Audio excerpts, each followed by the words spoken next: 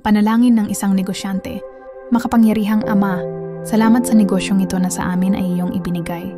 Ipagkaloob mo sa amin ang lahat ng pagkukunan ng aming mga pangangailangan, mga tao at material na bagay para sa pagsisikap na ito. Loobin mong maging maayos ang aming pananalapi upang umunlad at lumago ang negosyong ito. At panatilihin mong may kababaan ang aming loob sa harap ng aming mga tagumpay. Tulungan mo kami sa panahon ng krisis at gabayan mo kami sa bawat hakbang na ginagawa namin sa pamamalakad ng aming negosyo. Hayaan mong ang mga pakikilahok namin sa negosyo ay maging huwaran ng katapatan at loobin mong makapaghatid kami ng kalusugan, yaman at kaunlaran sa aming bayan.